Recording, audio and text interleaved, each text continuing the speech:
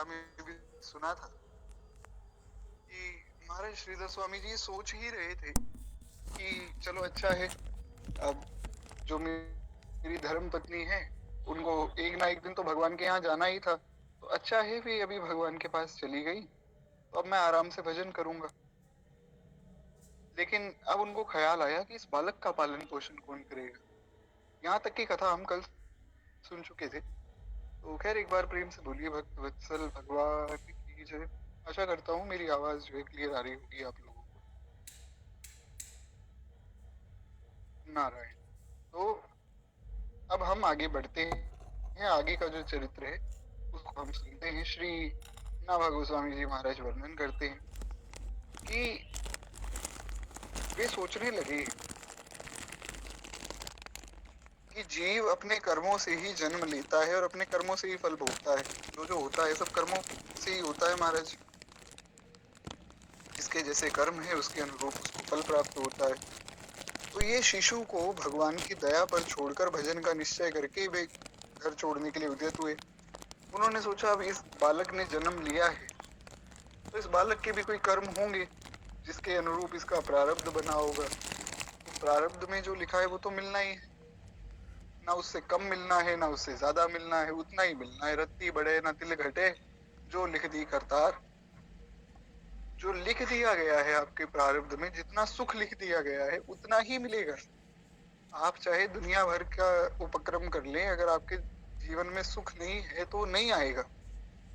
अगर आपके जीवन में दुख नहीं है तो दुख आएगा ही नहीं। इसलिए कई लोग ऐसे होते हैं महाराज, जैसा लगता है कि इनके जीवन में कोई दुख ही नहीं, क्योंकि उनके प्रारब्ध, उनके पूर्व कर्म इतने अच्छे हैं। तो इस प्रकार से हाँ, भगवान की भक्ति से सब बदला जा सकता है। इसलिए श्री नारद जी ने माँ पार्वती के पिताजी को, श्री मैनाक जी को कहा कि जो तप करे कुमारी तुम्हारी, तो भावी उमेद सकई त्रिपुरारी। अगर आपकी बेटी तपस्या करे, यानी कि आपकी जो बेटी है पार्वती जी, अगर ये तपस्या करे, भगवान शिव का ध्यान करे, शंकर जी की पूजा करे, तो फिर भावी मेट से कहीं त्रिपुरारी। तो भगवान शिव में इतनी ताकत है कि वो आपके भाग्य, वो इनके भाग्य को बदल सकते हैं, दूसरा कोई नहीं बदल सकता है।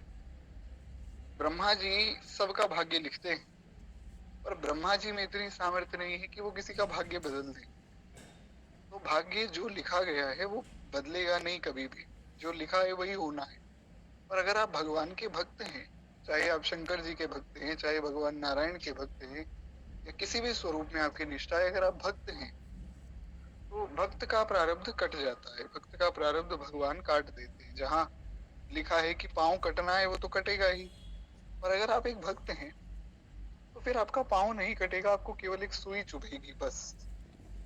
थोड़े में ही भगवान सारा प्रारब्ध काट देते हैं। इसलिए भगवान ने कहा कि समोहम सर्वभूतेषु न मे द्वेषोऽस्ति न प्रियः। भगवत गीता 9वां अध्याय 26वां श्लोक, चैप्टर 9 वर्स 26। भगवान कह रहे हैं कि समोहम सर्वभूतेषु, मैं सबके लिए समान हूँ ये अर्जुन। ना कोई मेरा द्वेषी है, ना कोई मेरा दुश्मन है, ना कोई मेरा प्रेमी है, ना मैं किसी से प्रेम करता हूँ। तो अर्जुन ने कहा कि आप सबके लिए एक समान हो। बोले हाँ, जो जैसा कर्म करता है वैसा उसको फल मिलता है। तो अर्जुन ने पूछा कि फिर मेरे लिए भी आप वैसे ही हो जैसे सबके लिए हो। बोले नहीं, ये भजन्ति तुमा भक्ता तो मयि ते तेषु चाप्यहम्। यदि तुम मेरे भक्त हो तो फिर मैं तुमसे अधिक प्रेम करता हूँ। मतलब बाकी सबसे जितना प्रेम करता हूँ, सबके लिए समान प्रेम है, पर मेरे भक्तों के लिए मेरे मन में विशेष स्थान है। इसलिए भगवान ने कहा कि मैं तो हूँ भगतन को दास, भगत मेरे मुकुट मणि। भक्त तो मेरे मुकुट मणि हैं, भक्तों के तो मैं पीछे पीछे दौड़ता हूँ महाराज। तो खैर एक संत हुए जो खूब भजन करते भगवान का, और कहीं कथा में उन्होंने सुन लिया कि 12 वर्ष अगर एक ही नियम का पालन किया जावे तो वो नियम आपका सिद्ध हो जाता है। पूज्य श्री इंद्रेश जी महाराज सुना रहे थे कथा एक बार कि अगर 12 साल कोई एक नियम का पालन करे, आपने एक नियम ले लिया कि हम सुबह उठेंगे, नहा धोकर जो है 10 माला भगवान के नाम की जपेंगे, और 12 साल लगातार आपने ये नियम निभाया, तो फिर वो नियम सिद्ध हो जाएगा। सिद्ध हो जाएगा मतलब कि फिर वो नियम इतना पुष्ट हो जाएगा कि उससे फिर आपको भगवत दर्शन हो जाएगा, भगवान का दर्शन प्राप्त हो जाएगा। तो उन्होंने सोचा कि मैं एक नियम लेता हूँ कि मैं रोज जाकर भगवान को पुष्पों की माला, सुंदर जो है सुगंधित पुष्प की माला भगवान को चढ़ाऊंगा। तो उन्होंने महाराज नियम ले लिया, वहां जाते भगवान को माला चढ़ाते और भगवान को बताते कि लाला अब तो जो है 11 वर्ष रह गए, अब तो 10 वर्ष रह गए, अब तो 2 वर्ष रह गए, अब तो 6 महीने ही रह गए। इस प्रकार से रोज कहते, बड़े आनंदित होते। तो जब 12 वर्ष पूर्ण होने वाले थे, अंतिम दिन वे पहुंचे और कहा कि लाला 12 वर्ष पूर्ण हो गए मेरे नियम के, अब मेरी इच्छा ये है कि कल, यानी कि जब ये 12 वर्ष पूर्ण हो जाएंगे, तो कल तुम आना और तुम मुझे माला पहनाना। कि मैं 12 वर्ष से मैं तुम्हें पहना रहा हूँ माला, तो बड़ी लंबी प्रतीक्षा हो गई भैया, बहुत समय से तुम्हारी प्रतीक्षा कर रहा हूँ, अब तुम आकर तुम मुझे माला पहनाओगे। तो महाराज ऐसा कह के वे घर चले गए और इंतजार करते रहे कि भगवान आएंगे आएंगे। ठाकुर जी आए नहीं। दिन भी गया, फिर शाम भी चली गई, रात भी चली गई। अब भी बड़े परेशान हुए कि बताओ, 12 वर्ष तक मैंने इतनी पूजा की, इतना भाव से मैं रोज माला लेकर जाता था, तो भगवान ने दर्शन ही नहीं दिया। तो अपने मन को कोसने लगे, मन को कहने लगे कि अरे मूर्ख मन, तू ऐसे छलिया के पीछे पड़ा ही क्यों? अरे वो तो छलिया है, छल करना ही जानता है। गोपियों को, ब्रजवासियों को, सबको रोता हुआ छोड़कर चला गया, तुझे कैसे मिल जाएगा? अपने मन को समझाने लगे, तो अब करें क्या? तो उन्होंने कहा कि श्री राधा रानी की शरण में जाना चाहिए। क्यों? क्योंकि श्री किशोरी जी ही ऐसी हैं जो सब पर कृपा करती हैं। किशोरी जी बड़ी दयालु है, किशोरी जी में बहुत करुणा है। लाला तो बड़ा महाराज कठोर है, अरे 12 साल से माला पहना रहा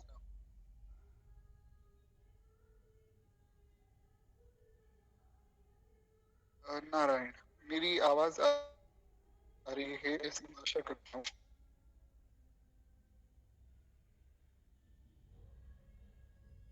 जी, खैर मैं क्षमा प्रार्थी हूँ, पता नहीं ये बंद कैसे हो गया था। जी, तो अब देखिए कि अब मेरी आवाज क्लियर आ रही है या नहीं। नारायण। तो हम लोग सुन रहे थे, इस प्रकार से वो संत भगवान मन में सोच रहे थे कि 12 वर्ष हो गए, अब तक तो लाला ने दर्शन दिया नहीं, तो श्री किशोरी जी की उपासना करेंगे, क्योंकि किशोरी जी तो बड़ी करुणामयी है। श्री मामा जी महाराज का एक पद है, मामा जी परम पूज्य परम श्रद्धेय श्री भक्तमाली नारायण दास जी महाराज, जिनका जिनका ऐसा भाव था, वे जानकी जी का छोटा भाई खुद को मानते थे। वे कहते थे श्री जानकी जी, श्री सीता जी तो हमारी बड़ी दीदी हैं और मैं उनका छोटा भाई हूँ। और वो भाव उनका बड़ा पुष्ट भी था महाराज। तो श्री मामा जी महाराज ने एक भाव लिखा कि जाकी करुणा की धार बहे नित ही नई, श्री जी करुणामयी। जाकी करुणा की धार बहे नित ही नई, नित्य ही नई धार करुणा की बहती है जिनकी, ऐसी करुणामयी श्री किशोरी जी। तो इसलिए हमने सुना भी था, मन हट्यो दुनियादारी से, मन हट्यो दुनियादारी से, जहां मिले खारा पानी, मेरो मन लाग्यो बरसाने में, जहां विराजे राधा रानी, मुझे दुनिया से नहीं लेना देना, ये जगत है एक सपना, यहाँ कोई नहीं अपना, मेरी अपनी श्री राधा रानी, मेरी अपनी वृषभानु दुलारी, जहाँ विराजे राधा रानी, मेरो मन लाग्यो बरसाने में, जहाँ विराजे राधा रानी। श्री राधा रानी सरकार की। इस प्रकार से श्री किशोरी जी का विस्मरण करने लगे कि लाला तो बड़ा छलिया है, 12 वर्ष से माला चढ़ा रहा हूँ, एक बार भी दर्शन नहीं दिया, तो अब जो है श्री किशोरी जी की शरण में जाएंगे। तो महाराज ऐसा मन में भाव किया और चले। मोहे तो भरोसो तिहारो किशोरी राधे। मन में भाव लेकर ही है किशोरी जी, अब तो केवल एकमात्र आपका ही भरोसा है। मोहे तो भरोसो है तिहारो री किशोरी राधे। साधनहीन दीन मैं राधे, तुम करुणामयी प्रेम अगाधे। मोहे तो भरोसो है तिहारो ही किशोरी राधे। खूब भाव से जो है श्री किशोरी जी का स्मरण करते हुए वे चले बरसाना की ओर। छोड़ दिया वृंदावन महाराज। तो बरसाना की ओर जब चलने लगे तो महाराज देखा कि दूर से बहुत सी गैया आ रही,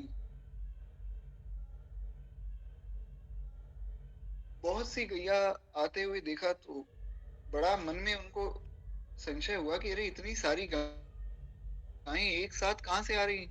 तो एक बालक, एक ब्रजवासी बालक जो है गाय चराता हुआ उन सब गायों के आगे चल रहा था, गायों को चरा रहा था। तो उन्होंने उससे पूछा कि भैया तुम कौन हो और ये इतनी सारी गैया कहाँ से आ गई। तो उसने कहा कि मैं नंद भवन से आया हूँ, ये सारी गायें नंद बाबा की हैं और एक दो 100-200 गायें नहीं महाराज, पूरी की पूरी 9 लाख गायें हैं। तो बाबा थोड़ी देर तो रुकना पड़ेगा, जब ये सब गायें पार हो जाएंगी फिर आप जा सकते हैं। तो उनके मन में आया कि अरे पहले ही हम बहुत विलंब से जा रहे हैं बरसाना, ऊपर से ये सब गायें आ गई कि चलो कोई बात नहीं, बहुत भूख लग रही है कुछ खा लेते हैं।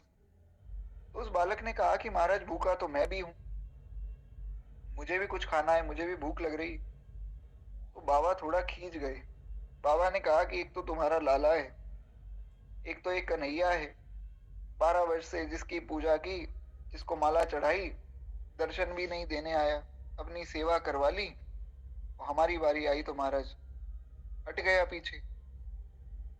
ऐसे ही तुम हो ब्रजवासी सारे, अपनी सेवा करवा लोगे, हमें बदले में कुछ नहीं मिलेगा, चलो कोई बात नहीं, आओ बैठो, तुम भी पालो हमारे साथ।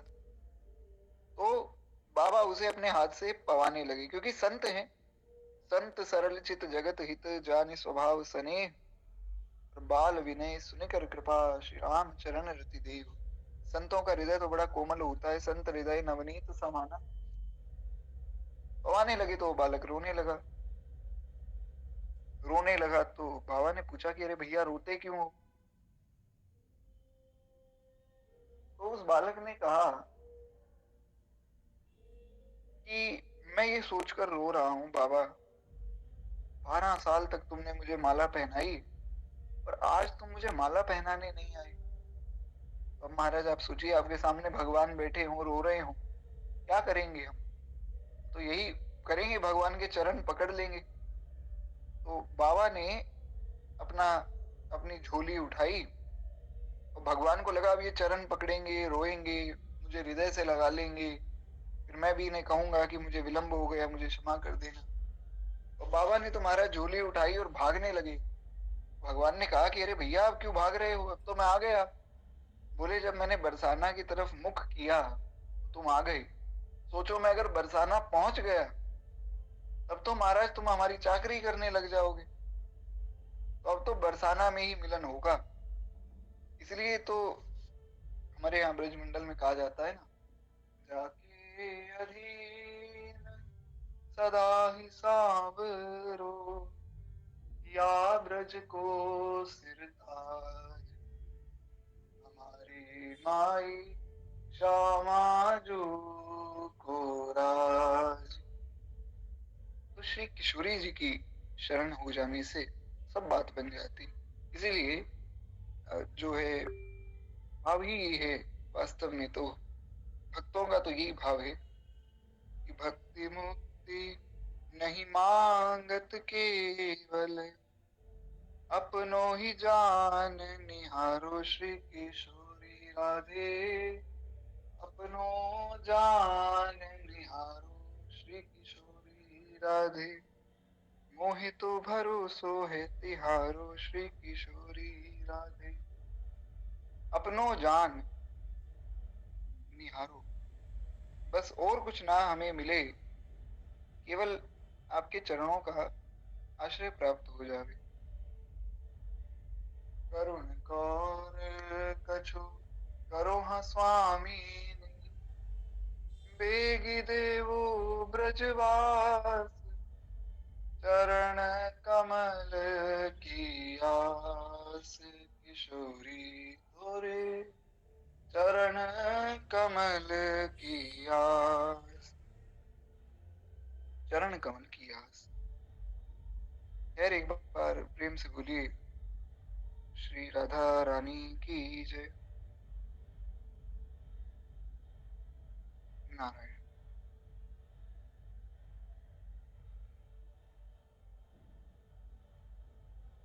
तो हम लोग इस प्रकार से सुन रहे थे, बड़ा ही अद्भुत स्मरण हुआ श्री किशोरी जी का। तो हाँ, श्रीधर स्वामी जी के विषय में चर्चा कर रहे थे। भगवान का जो भक्त है, भक्त को केवल एकमात्र आश्रय भगवान का ही होता है। भगवान को छोड़कर एक भक्त जाएगा भी कहाँ। अपनो जान संभालो किशोरी राधे, क्योंकि दूसरी कोई गति ही नहीं है महाराज। इसलिए हमने सुना था, अपने तो हरिदास हरि बस, हमारे तो केवल हरिदास और हरि दो ही हैं महाराज। तो श्रीधर स्वामी जी महाराज ने मन में विचार किया कि इस बालक का पालन पोषण भगवान करेंगे, क्योंकि सब अपने अपने प्रारब्ध को लेकर आते हैं, हानि लाभ जीवन मरण और यश अपयश विधि हाथ। तो सबके भोजन की व्यवस्था तो भगवान पेट में ही कर देते हैं। एक बार एक भोले भाले संत वे महाराज एक जगह भिक्षा मांगते थे। बड़े भोले, बड़े ही सरल सरल कोई भगवान मिलते हैं जिनके मन में कपट नहीं है, छल नहीं है, उनको भगवान बड़ी जल्दी मिल जाते हैं, बहुत जल्दी उन पर कृपा हो जाती है।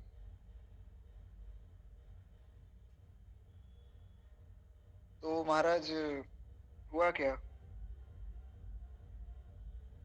कि वे सब जगह भिक्षा मांगते, और एक दिन एक जगह भिक्षा मांगने गए, एक माता जी के यहाँ बाहर जाकर आवाज लगाई तो माता जी बड़ी प्रसन्न हुई कि कोई संत आए हैं भिक्षा लेने। तो बड़े आनंद से अपनी बेटी को कहा कि बेटी कुछ लेकर आओ, असंत भगवान आए हैं, इनके भिक्षा पात्र में डाल दो। तो अब उनकी बेटी जवान थी, तो महाराज उन संत भगवान ने उसको देखा। अब वे बड़े भोले थे, बड़े सरल थे, वे जानते ही नहीं थे कि स्त्री शरीर कैसा होता है। तो रोने लगे। तो वो माता जी ने कहा कि भगवान हमसे कोई गलती हो गई, कुछ अपराध बन गया, आप रो क्यों रहे हैं। उन्होंने कहा ये जो तुम्हारी पुत्री है, इसकी छाती पर ही इतने बड़े फोड़े कैसे हो गए। तो माता जी हंसने लगी कि ये तो जो है पयोधर है, जो अब इसका विवाह होगा, फिर आगे चलकर जब बालक होगा तो बालक के भरण पोषण के लिए भगवान ने पहले ही व्यवस्था कर दी। तो माता के पयोदर से दुग्धपान बालक करता है। अब वो संत भगवान सोचने लगे कि अभी तो इसका विवाह भी नहीं हुआ, कोई बालक भी नहीं है, पर आगे चलकर कभी वो बालक होगा, तो उस बालक के जन्म से पहले ही उसकी व्यवस्था हो गई। तो अगर मैं जो है लोगों के घर जा जाकर भिक्षा मांग रहा हूँ, तो ये तो मेरी बड़ी भारी भूल है। क्योंकि जब भगवान ने जन्म से पहले ही भोजन की व्यवस्था कर दी, तो जिस मालिक ने जन्म दिया है, अन्न वस्त्र भी देवेगा। अब जिस मालिक ने जन्म ही दिया है, जो यहाँ तक लाए हैं, आगे भी महाराज वही पालन पोषण करेंगे। तो मैं व्यर्थ में ही लोगों के यहाँ जा जाकर भीख मांग रहा हूँ, अब मुझे भी भगवान ही देंगे। तो ऐसा मन में विश्वास करके एक जगह बैठ गए, खूब भजन करते और अपने आप भगवान सब व्यवस्था कर देते। इसलिए हमने सुना कि दादू दुनिया बावरी, सोच करे है गेली। गैली मतलब पागल, राजस्थानी भाषा में जैसे हम किसी को सामान्यता कह देते कि अरे भैया ये तो पागल है, यानी कि ना समझ है, नादान है। तो दादू दयाल जी महाराज कहते हैं कि दुनिया बड़ी ना समझ है, नादान है, व्यर्थ में चिंता करती।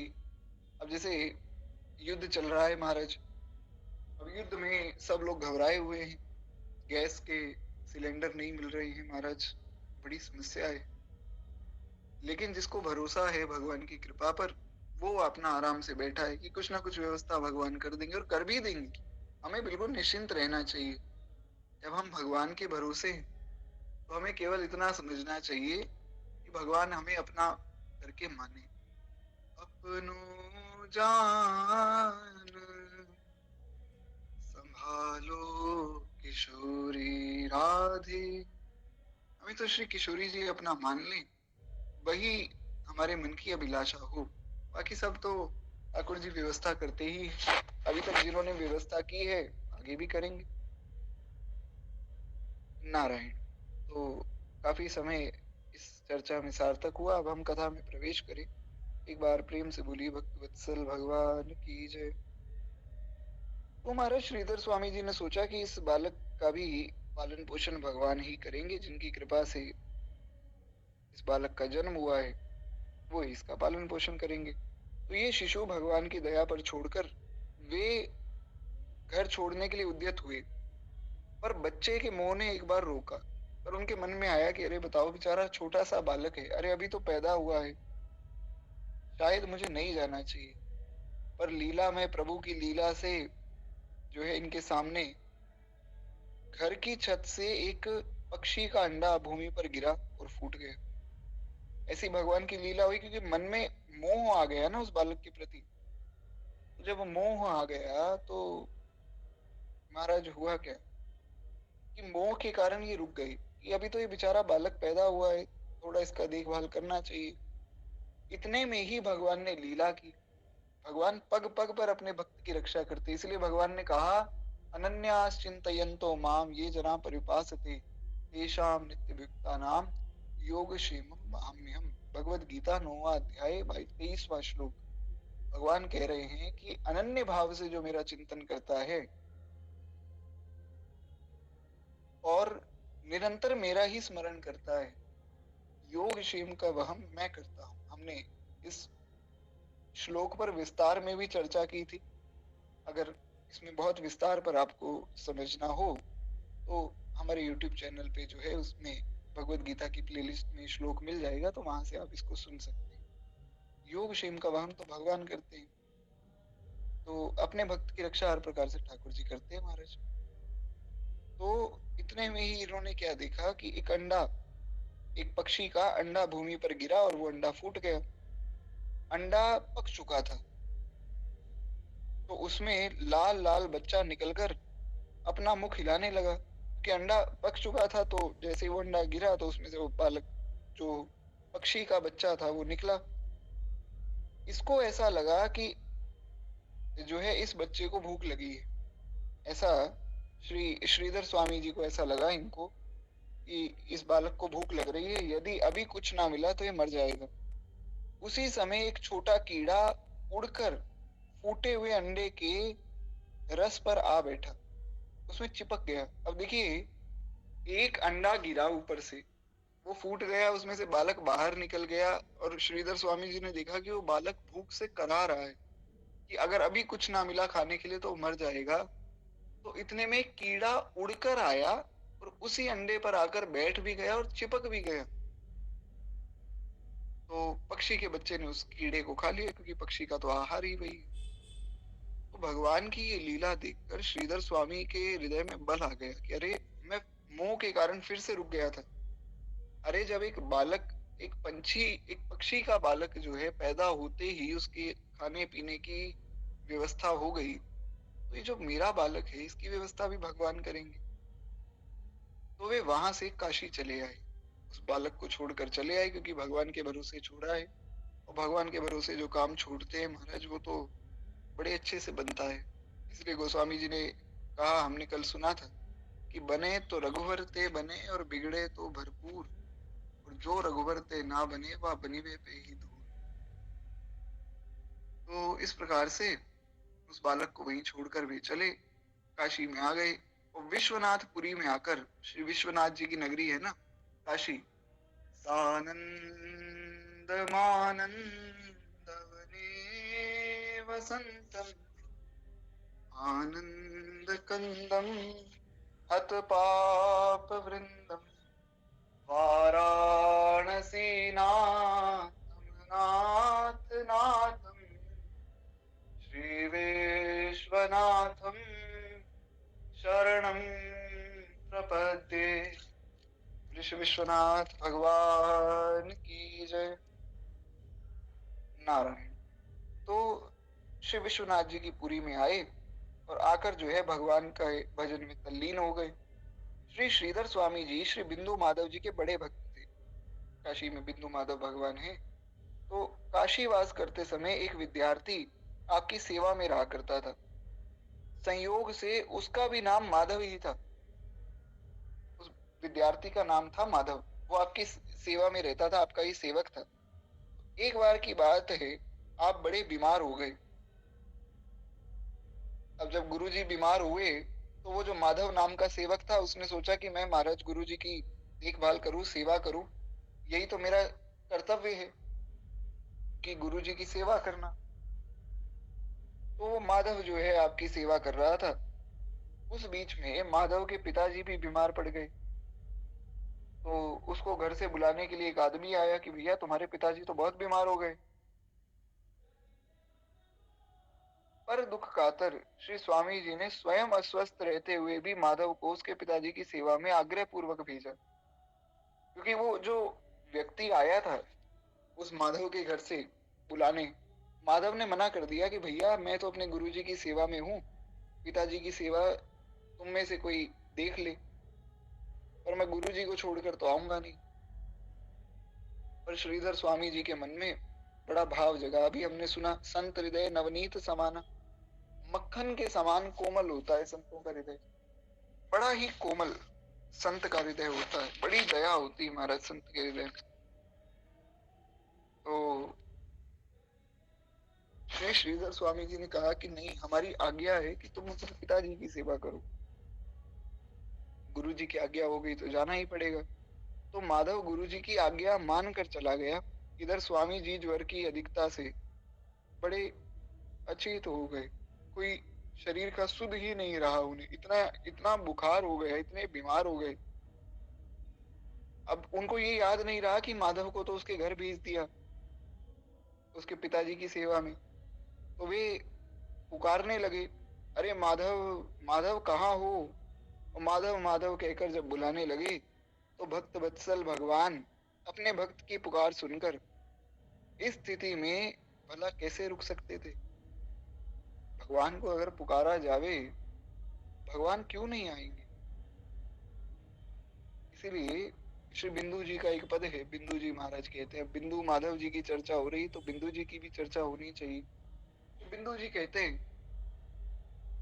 पाते थे जिस हृदय का आश्रय अनाथ लाखों, क्या वह हृदय दया का भंडार अब नहीं है। दीनों के वास्ते क्या दरबार अब नहीं है, क्या वह स्वभाव पहला, सरकार अब नहीं है। श्री बिंदु जी कहते हैं कि जिस हृदय का आश्रय अनाथ लोग, लाखों करोड़ों अनाथ लोग जो आपके भक्त हैं वो पाते हैं, मेरी बारी आई तो क्या उस हृदय में करुणा खत्म हो गई? महाराज आपने तो बड़े पतितों को उतारा है, ऐसा तो है नहीं कि मैं पहला ऐसा पतित हूँ। माना कि मैं सबसे बड़ा पतित हूँ, माना मैं सबसे ज्यादा पापी हूँ, पर महाराज आप तो पापियों का उद्धार करते हैं, इसीलिए तो आपका नाम ही दीन बंधु दया सिंधु है। कल श्री पाप मोचनी एकादशी भी है, जो लोग व्रत करते हैं कल के दिन अवश्य व्रत रखना चाहिए। और गो सेवा के निमित्त जितने भी भाव थे उनके लिए जो है क्यूआर कोड मैंने ग्रुप में भेज दिया है, जो परसों हटा लिया जाएगा, तो आप वहां से गो सेवा भी समर्पित कर सकते हैं। नारायण। तो आप तो जो है पापों का मोचन करने वाले हैं, तो हे प्रभु हम पर कृपा कीजिए, क्योंकि पहले तो आपने बहुत कृपा की है। पाई न के ही गति पतित पावन राम, भज सुन सठ मना, गणिका जामिल ब्याद गीद गजादि, फल तारे घना। कितने कितने फलों को आपने तारा है, गणिका अजामिल ब्याद गीद गजादि खल तारे घना। तो स्वामी जी कहते हैं अनंत अनंत खलों को तारा है। तो बिंदु जी कहते हैं दौड़े थे द्वारिका से जिस पर अधीर होकर, उस अश्रु बिंदु से भी क्या प्यार अब नहीं है, तीनों के वास्ते क्या दरबार अब नहीं है, क्या वह स्वभाव पहला, सरकार अब नहीं है। तो जो झूठे आंसू पर ही प्रसन्न हो जाते हैं, कोई झूठ में ही आंसू बहाए, सच में ना रोए, झूठ मूठ का रोने लग जाए भगवान के सामने, भगवान उसमें ही प्रसन्न हो जाते हैं। तो अब जो इतने करुणा में है वो भगवान एक भक्त की पुकार को अनसुना कैसे कर दे? तो महाराज श्री श्रीधर स्वामी जी ने पुकारा माधव को, माधव माधव कहकर वे पुकार रहे थे। इधर जो है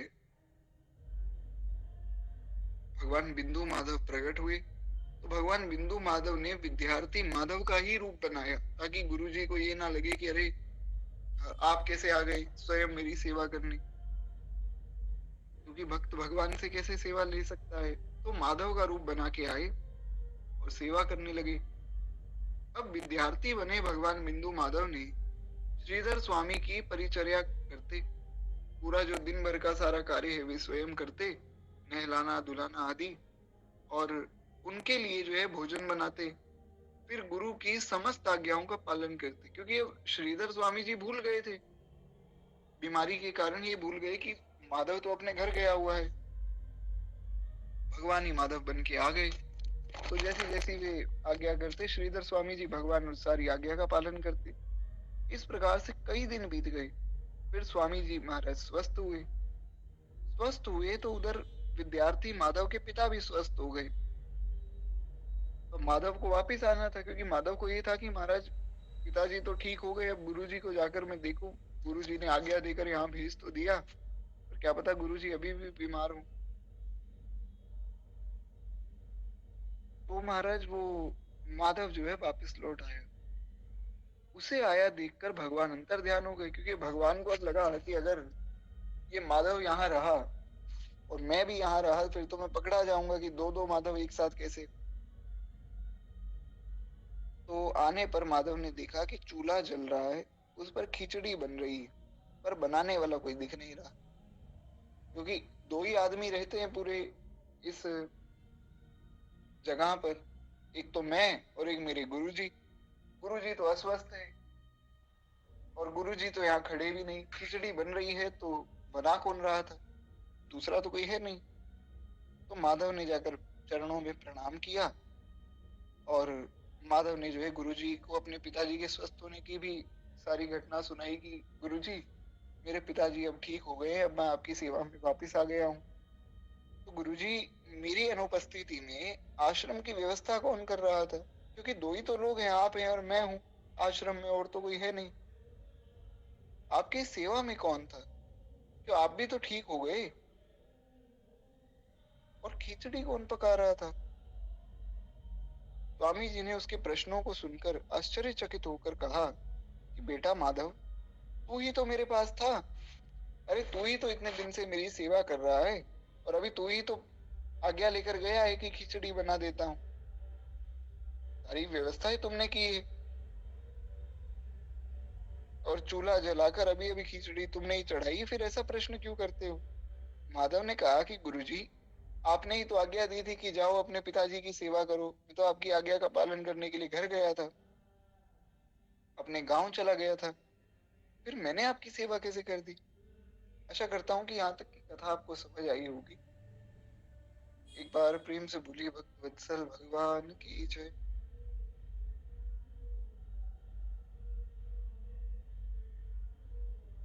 नारायण। मैं आशा करता हूँ कि मेरी आवाज क्लियर आ रही है। तो खैर, महाराज गुरु जी को ऐसी सब बात माधव ने बताई कि आपने ही तो कहा था कि अपने पिताजी की सेवा करो, गांव चले जाओ, तो मैं आपकी सेवा में कैसे रहता? अब श्रीधर स्वामी जी की समझ सारी बात स्पष्ट हो गई। माधव माधव पुकारने पर आकर मेरी सेवा करने वाले और कोई नहीं थे, स्वयं भक्त वत्सल भगवान ही थे। श्री बिंदु माधव जी ही थे जो मेरी सेवा कर रहे थे। कुछ काल तक काशी वास करने के बाद आप श्रीधाम वृंदावन चले आए, क्योंकि वृंदावन तो महाराज वृंदावन है। वृंदावन की महिमा को तो क्या कहा जाए। वृंदावन की शोभा देखत, वृंदावन की शोभा देखत, मेरे नैन सिरात, वृंदावन मेरो वृंदावन, वृंदावन प्यारो वृंदावन, निर्गुण सगुण ब्रह्म ते न्यारो, बिहरत सदा सुहार। निर्गुण सगुण ब्रह्म ते न्यारो, बिहरत सदा सुहार। व्यास विलास रास अद्भुत गति, निगम अगोचर बार। वृंदावन मेरो वृंदावन, श्री वृंदावन प्यारो वृंदावन। एक बार प्रेम से बोलिए श्री वृंदावन धाम की जय। नारायण। तो इस प्रकार से अब भी वृंदावन आ गए, और क्योंकि काशी में भी खूब भजन किया, काशी में भजन करने का यही तो फल मिला, भगवान शंकर ने जो है प्रदान कर दिया वृंदावन। वृंदावन भी अपने बल से थोड़ी मिलता है महाराज। वृंदावन साचो धन भैया, वृंदावन तो सच्चा धन है। वृंदावन अपने पुरुषार्थ से नहीं मिलता।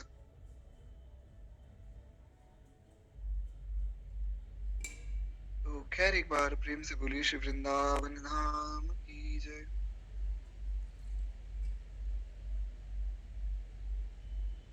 तो श्री वृंदावन में श्रीधर स्वामी जी फिर पधारे हैं। काशी में कुछ समय निवास करने के बाद, कुछ समय भजन करने के बाद, तो वृंदावन है महाराज। वृंदावन तो सबको ही अपने स्वरूप से ही परिचित करवाता है।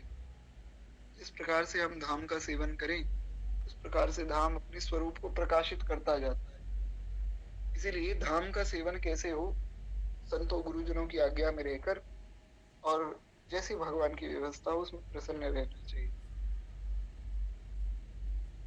तो खैर, श्री स्वामी जी वृंदावन आए, और इधर सन्यासी की बात सुनकर आपके संग से बहुत से पंडित, विद्वान, विद्यार्थी और आपके गांव के लोग भी जो है आपसे मिलने आए वृंदावन में। तो बातचीत करते करते दोपहर का समय हो गया, सुबह से दोपहर हो गई। तो इतने सारे लोग आए, इतने विद्वान आए, विद्यार्थी आए और कुछ बालक भी आए। तो महाराज दोपहर हो गई, दोपहर का समय हुआ।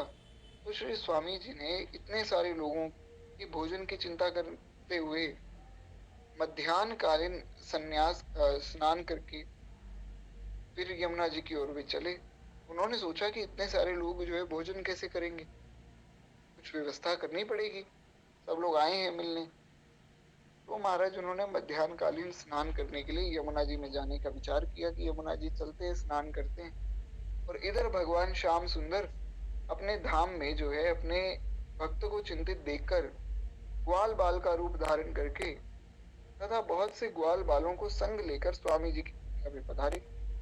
भगवान ही जो है स्वामी जी की कुटिया पे पधारे और प्रत्येक के सिर पर एक एक गठरी थी, यानी कि भगवान आए ग्वाल बाल के रूप में और अपने जो है मित्रों को भी ले आए, अपने सखाओं को भी ले आए। जो अन्य ग्वाल बाल हैं, श्री रामा जी है और मधुमंगल जी आदि हैं, उनको भी भगवान लेकर आए और बहुत से ग्वाल बाल आए।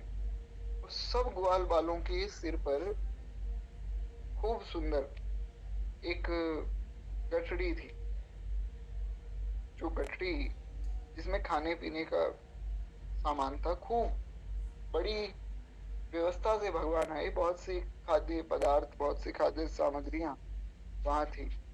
आते ही उन्होंने जो है लोगों से पूछा, श्री स्वामी जी कहाँ है?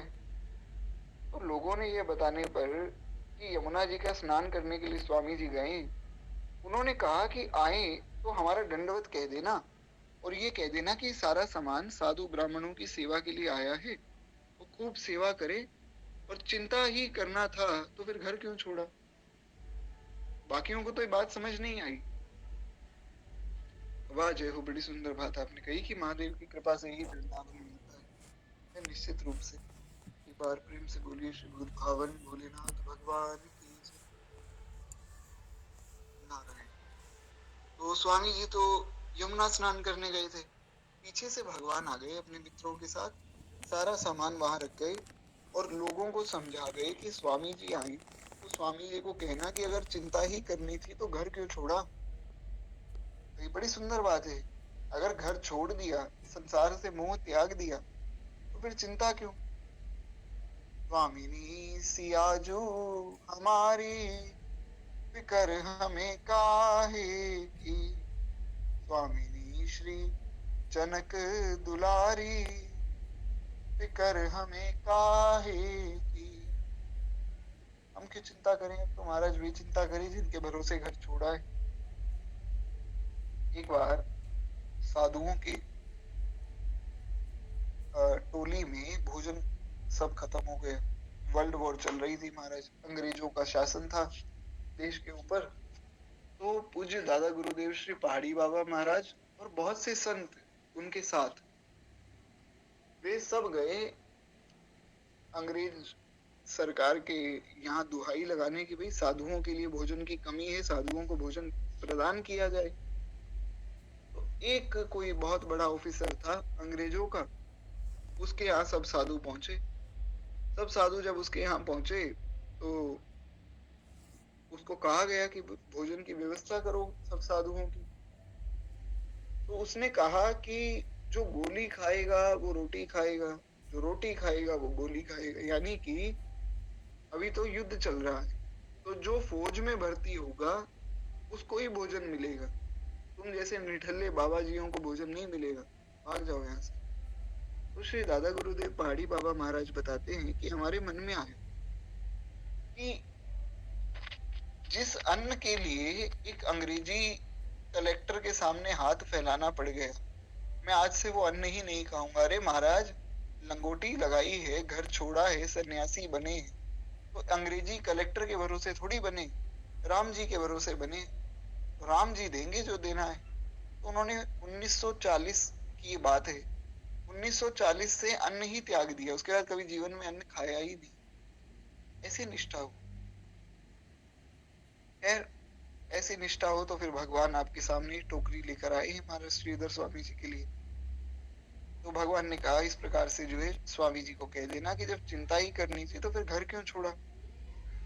तो स्वामी जी ने स्नान किया यमुना जी में, और जब वे लौट कर आए तो सब लोगों ने सारी बात बता दी और सब सीधा सामग्री सब दिखा दी। स्वामी जी भी समझ गए कि ग्वाल वाल के रूप में आने वाले और कोई नहीं बल्कि भक्तों के योग क्षेम का वहन करने वाले भगवान श्याम सुंदर ही थे।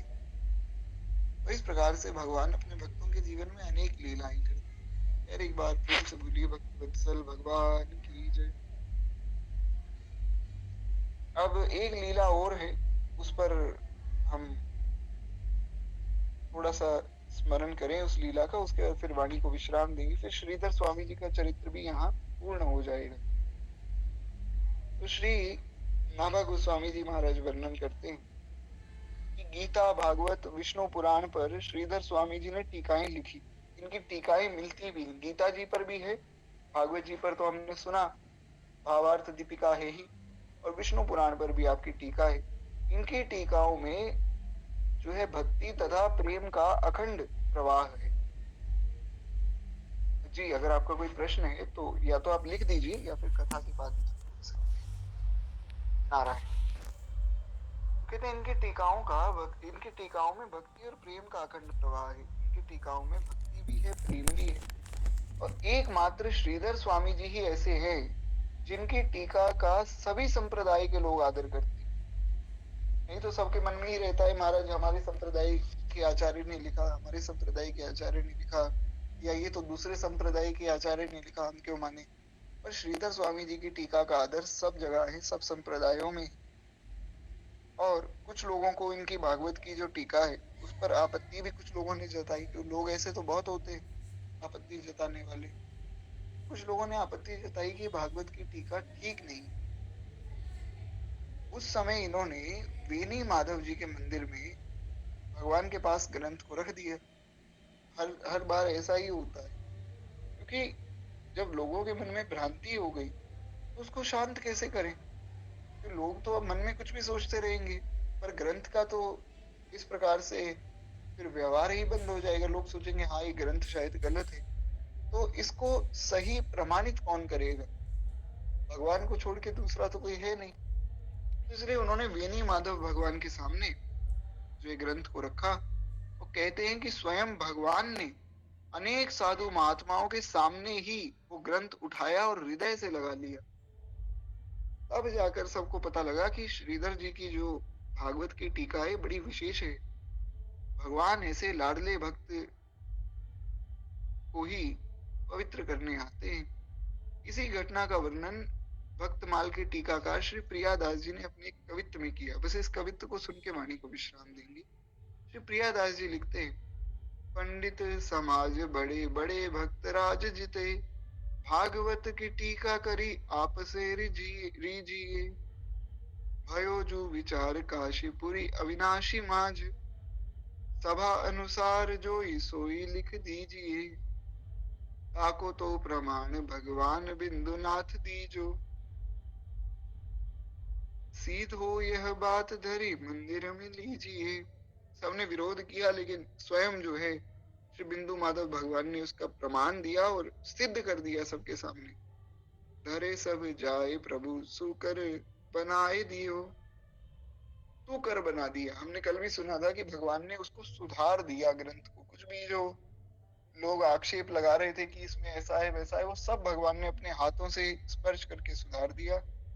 और कियो सर्व ऊपर ले चलो मत दीजिए, सबसे ऊपर उस ग्रंथ को ही भगवान ने रखा। खैर एक बार प्रेम से बोलिए श्री श्रीधर स्वामी जी महाराज की जय। नारायण। अब कल जो है श्री बिल्व मंगल जी का चरित्र होगा। कल की कथा का समय मैं आप लोगों को सुबह सूचित कर दूंगा, संभवतः 11 बजे के आसपास का रहेगा, नहीं तो शाम के 4 बजे के आसपास रहेगा। जैसा भी रहेगा मैं सुबह सूचित कर दूंगा।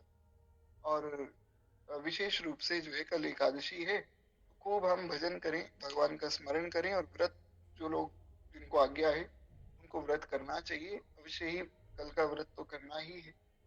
तो खूब प्रेम से व्रत करके भगवान का नाम जप करें तथा सत्संग में हम जुड़े। तो गौ सेवा के लिए जैसा मैंने पूर्व में भी बता दिया कि गौ सेवा के लिए क्यूआर मैंने भेज दिया है। तो अभी हम वाणी को ही विश्राम देते हैं। किसी का कोई प्रश्न हो तो आप पूछ सकते हैं, 2 मिनट प्रेम से